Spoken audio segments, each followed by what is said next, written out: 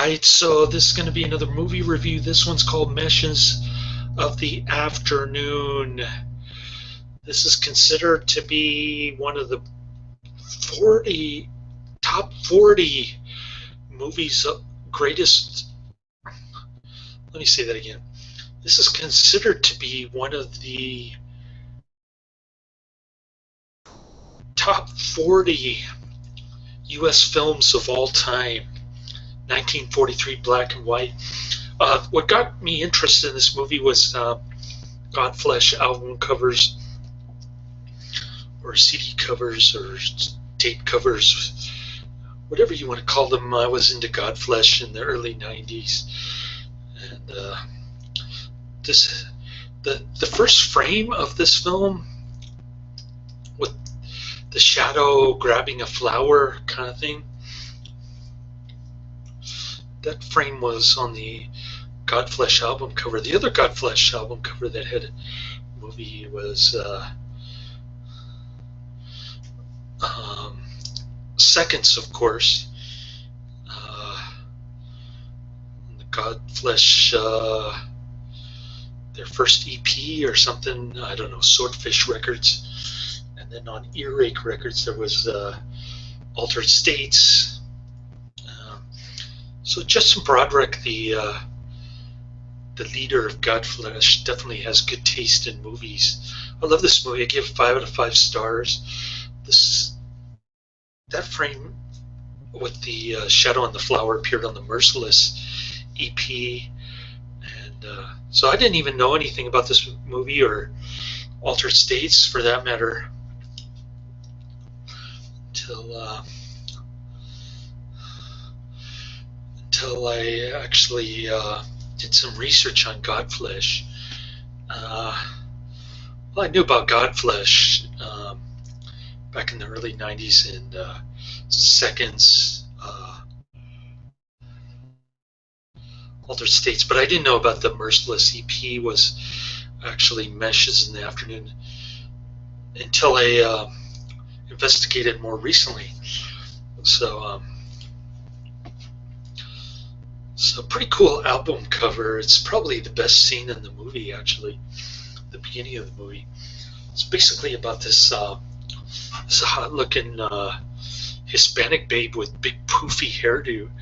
She looks like I don't know, Ronnie James Dio type hair, frizzy and big, and she looks like she's in an 80s hair band. All right, but she's hot looking. She keeps having this recurring nightmare about this mirror figure in like a habit costume. It's somebody in a habit costume with a mirror face. Okay, so she drops the flower initially.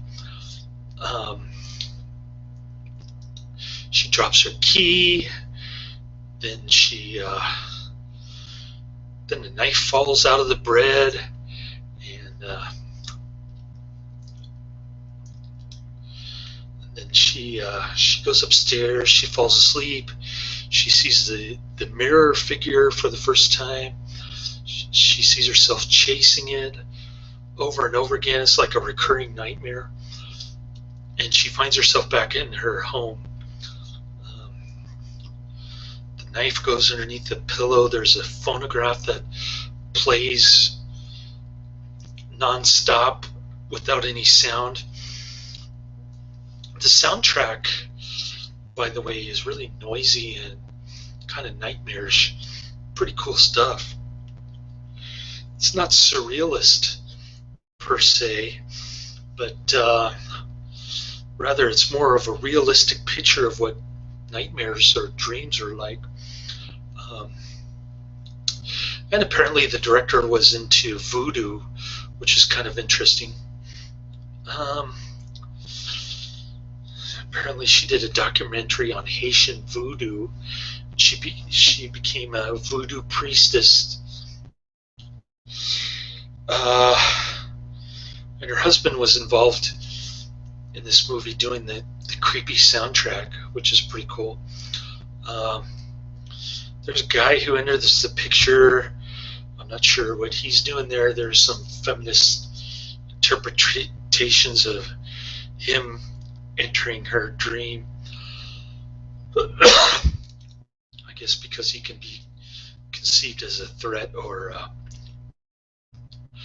promise for a brighter future or something like that. It can go either way, but she uses a knife to shatter the mirror, and then you see a beach. And I don't want to spoil the ending, but pretty cool ending, pretty graphic and violent ending.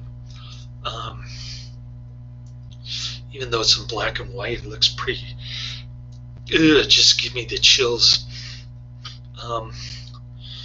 So I had this on my Netflix queue, but it's on my saved queue, so I'll probably never get to watch it unless I watch it on YouTube for free. I guess it's public domain, so I'll post the public domain video in the description box. Sorry for the advertisement in the beginning, but you can skip it. Or like on my videos, there'll be a box there. You can close it out, whatever. So pretty cool flick. I wasn't disappointed. 5 out of 5 stars. Love this flick. It's only less than 14 minutes, but packs a lot of punch for 14 minutes. I mean, the visual assault really hits you like a hurricane or something. It's like you're actually in this lady's dream, and yeah, so it's very realistic, and it has a surreal quality at the same time, which is almost self-contradictory. But it does remind you a lot of early Buñuel, Inshulu or whatever it's called. I don't remember the name of it. It's the one where they slice the gal's eye or something, even though it's really a cow eye. It looks like her eye. Anchan-Alu or something like that. So it kind of has the feel of that one, because Buñuel did a short film like that, kind of a dream sequence type stuff. And Buñuel was considered a surrealist because Salvador Dali got involved. But I guess you can't. I don't know. I think this movie is more realistic to me. It actually feels like you're inside of a dream, as opposed to Buñuel's just tons and tons of weird shit. I guess you could make the same case with David Lynch, some of his stuff. This movie just seemed more realistic in terms of dreamlike sequences. It's entirely plausible that this woman could be having a dream like this, or a nightmare like this, I should say. Yeah, so black and white filming is just incredible. The editing is amazing. I mean, you think Godard invented jump cuts? Watch this movie. There are jump cuts all over the place.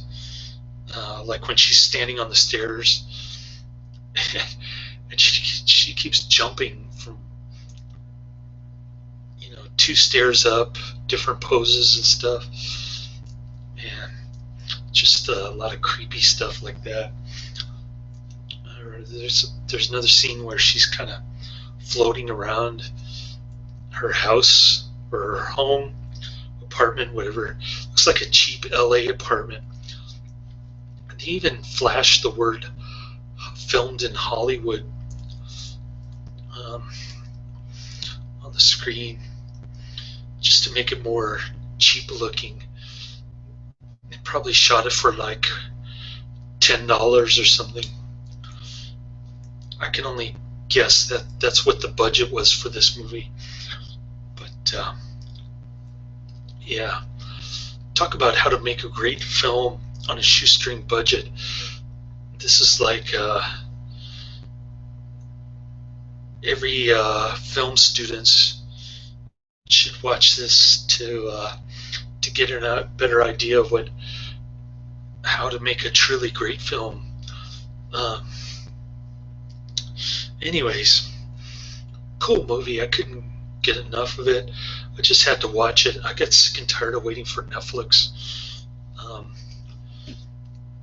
the director made a bunch of more short films that are on the same DVD, and it's not available because it must be pretty obscure, rare, or whatever. I had the same problem with the Barn of the Naked Dead or something like that.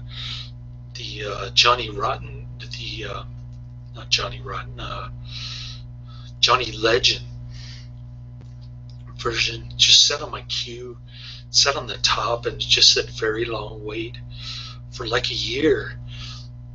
So I just got the other disc, the